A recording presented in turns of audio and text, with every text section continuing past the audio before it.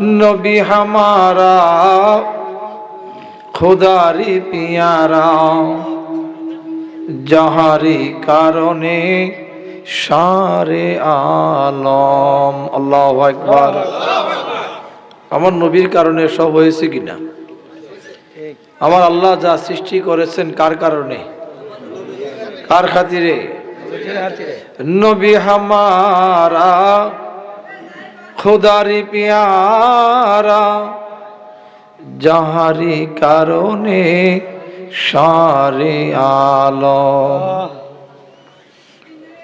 और फेरिस्ता सल्लो आला और फेरिस्ता सल्लो आला फुकार हर दाम अल्लाहुम सल्ले आला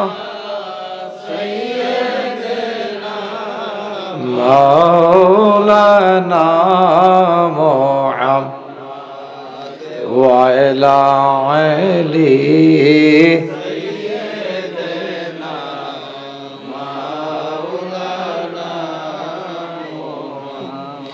जब सिरतुल मुंतहा ओस नबी अर्श अल्लाह जब सिरतुल मुंतहा ओस नबी अर्श अल्लाह उठाए पर्दा कहे खुदा उठाए पर्दा कहे खुदा ओ मेरे प्यारे शम्सुल आजम अल्लाहुम्मा सल्ले सय्यिदिना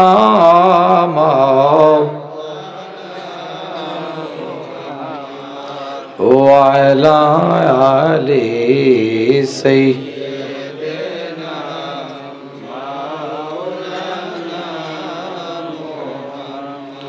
आज के नूरे तो बाद्द शादिया ना बाजे बुझी आमार नबी मुस्तफा जाबिन मेराजे आज के नूरे एतो बाद्द शादिया ना बाजे नबी आमार घुमेर घरे छिलेन उम्मे हानियार घरे नबी आमार घुमेर घोरे छिलेन उम्मे हानियार घरे डाक शुनिया जिबराइले डाक शुनिया जिबराइले उठिलेन कदमे आज के नूरे एतो बाद्द शादिया ना बाजे अल्लाहुम्मा सल्ले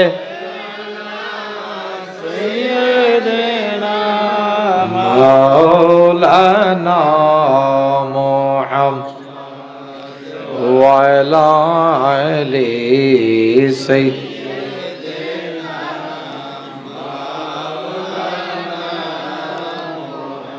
माद सुबहानल्लाह वल्हम्दुलिल्लाह बोलन सुबहानल्लाह वल्हम्दुलिल्लाह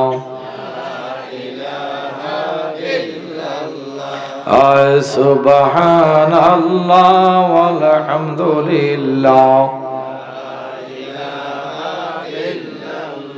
ला इलाहा इल्लल्लाह ला इलाहा इल्लल्लाह ला माबूदा इल्लल्लाह লামাকে সোদা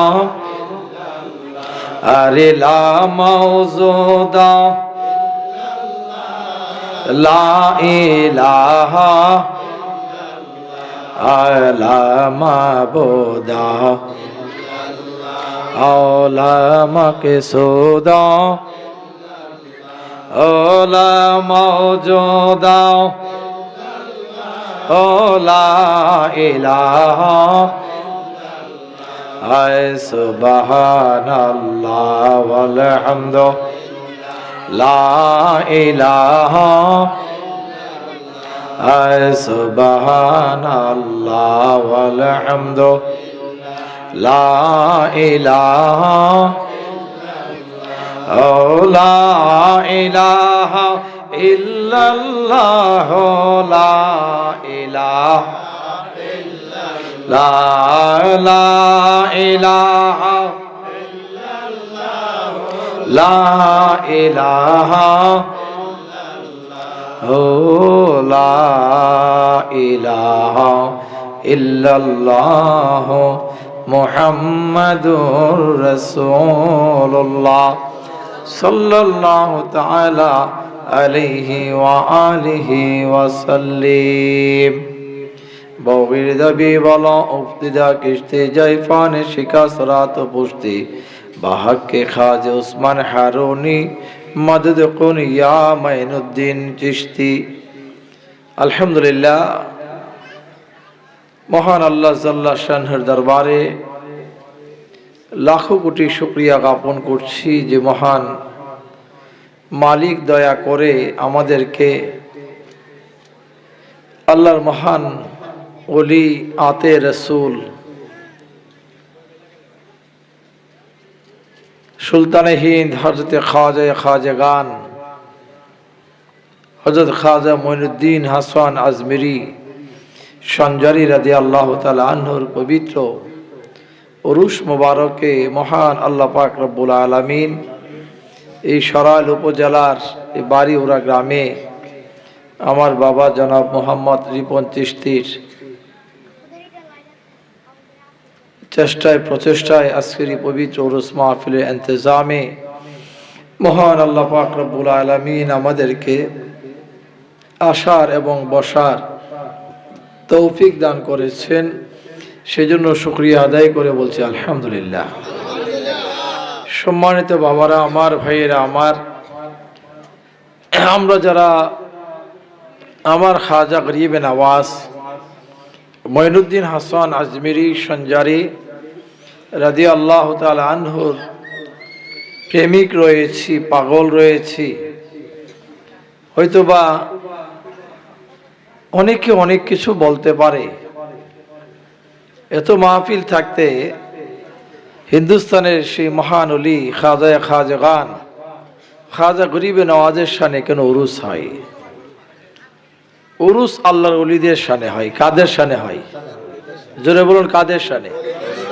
সাধারণ মানুষের নামে হবে ইসালে সওয়াব। সাধারণ মানুষের নামে কি হবে? সাধারণ মানুষের মৃত্যু তারিখে হয় ইসালে সওয়াব, আর আল্লাহর ওলিদের আল্লাহর সাথে মহামিলনের দিন বা রাত্রকে বলা হয় উরুস। সুবহানাল্লাহ বলে। তো বাবা মঈনুদ্দিন হাসান আজমিরি সঞ্জারি রাদিয়াল্লাহু তাআলা আনহুর উনি এমন একজন আল্লাহর ওলি, এখনো গরিবে নওয়াজের দরবারে যদি কোনো মানুষ কোনো মাকসুদ নিয়ে যখন সেখানে উপস্থিত হয়ে যায়, আমার গরিবে নওয়াজের খাতিরে আমার আল্লাহ পাক রব্বুল আলামিন বান্দার সেই আশা পূরণ করে দেন। সুবহানাল্লাহ। আল্লাহর এই মকবুল বান্দাদের উসিলায় আমার আল্লাহ পাক রব্বুল আলামিন অসংখ্য অগণিত গুনাহগার বান্দাদের মনের মাকসুদগুলি পূর্ণ করে দেন। এই বিশ্বাস আমাদের আছে কি নাই? জোরে বলুন, আছে কি নাই? এই আছে বিদায় আমাদেরকে বলা হয় অলি প্রেমিক। আমি সবাইকে বলবো, আমার খাজা গরিবে নওয়াজ মঈনুদ্দিন হাসান আজমিরি সঞ্জারি রাদিয়াল্লাহু তাআলা আনহু উনি কেমন ওলি ছিলেন? ওনার জন্মস্থান ইরানের সানজারে। ওনার জন্মস্থান কোথায়? সানজারে। আর ইসলাম প্রতিষ্ঠিত করেছেন হিন্দুস্তানে। ইসলাম প্রতিষ্ঠিত কোথায় করেছেন? গরিবে নওয়াজের কেরামত। এই পৃথিবীতে আল্লাহ পাক রব্বুল আলামিন 2,24,000 মতান্তরে অসংখ্য অগণিত নবী রাসূল পয়গম্বর আলাইহিস সালামকে আল্লাহ পৃথিবীতে হেদায়েতের জন্য পাঠিয়েছেন। পৃথিবীতে এমন কোন নবী রাসূল পয়গম্বর আলাইহিস সালাম নাই যার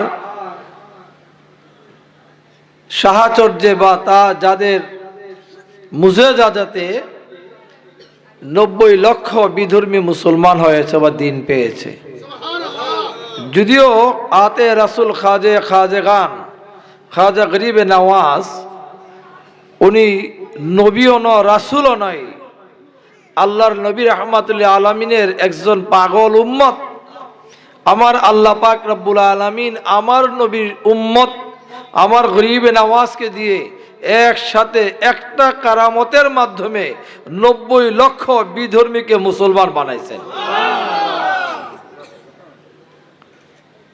আমার গরিবে নওয়াজ।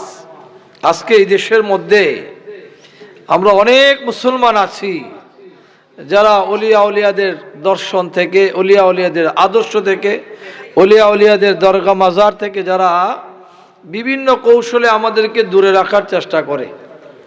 আমি বলি আল্লাহর ওলিদের দরগা মাজার বা তাদের দরবারগুলি হলো মুসলমানদের ইমানের ঠিকানা।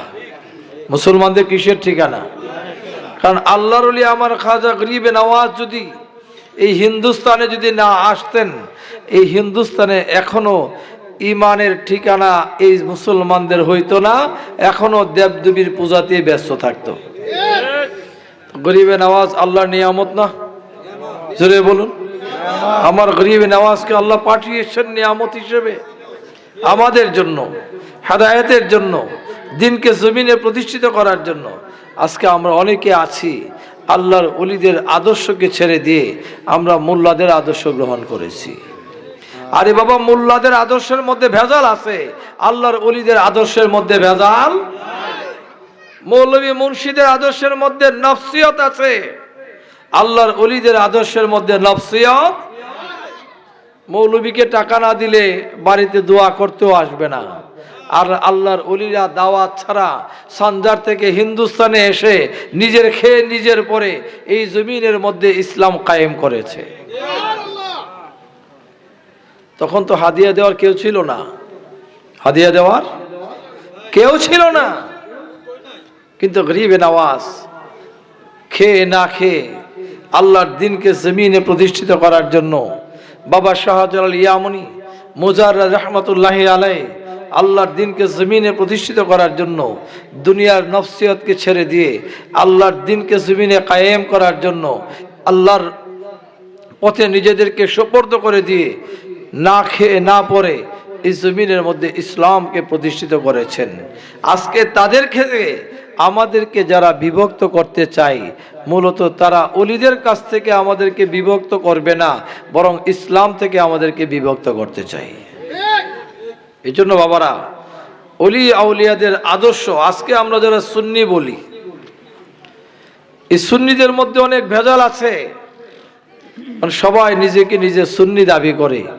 আমি বলি যে আমি শুধু সুন্নি না, আমি হইলাম সুফি মতাদর্শের সুন্নি। ওই সুন্নি যে সুন্নি গরিবে নওয়াজ ছিলেন, ওই সুন্নি যে সুন্নি বাবা শাহজালাল ছিলেন। আজকের সুন্নিদের মধ্যে বহুত ভেজাল আছে কি নাই? সেই জন্য অনেক সুন্নি আছে যারা মাজারে যাওয়ার বিরুদ্ধে, মাজারে যাওয়ার বিরুদ্ধে। অনেক সুন্নি জিহাদি আছে, অনেক সুন্নি জিহাদি আছে যাদের ওয়াজের মধ্যে আমরা এমন কেউ পাই, ওলিয়া উলিয়াদের উঁচু মাজারগুলিকে ভেঙ্গে গুড়িয়ে দাও, নাউজুবিল্লাহ বলে। আরে আল্লাহর ওলিদের মাজারগুলিকে ভেঙ্গে গুড়িয়ে দেওয়ার জন্য বাতিলরা তো বলেছে, এই সুন্নি জিহাদিদের মধ্যে অনেকে বলেছে। সুন্নি জিহাদি নামে সুন্নির ভিতরে অনেকে ওলিয়া ওলিয়াদের মাজার ভেঙে দেওয়ার জন্য ওয়াজ মাহফিলে এসে বলে, তার কারণ কি জানেন? কিছু মানুষের থ্যাংক ইউ পাওয়ার জন্য, ধন্যবাদ পাওয়ার জন্য। আমরা ধন্যবাদ, দুনিয়ার ধন্যবাদের প্রয়োজন? আমরা আল্লাহর ওলিদের কদম চাই কি চাই না? আমরা আল্লাহর ওলিদের কদম চাই, দুনিয়ার মানুষের ধন্যবাদ এই কামনা আমাদের কাহারও প্রয়োজন নাই। বাবার আমার হযরত খাজা গরিব নওয়াজ মঈনুদ্দিন হাসান আজমিরি সঞ্জারি রাদিয়াল্লাহু তাআলা আনহু কেমন আল্লাহর বন্ধু ছিলেন। গরিবে নওয়াজের দরবারে যখন কোনো মানুষ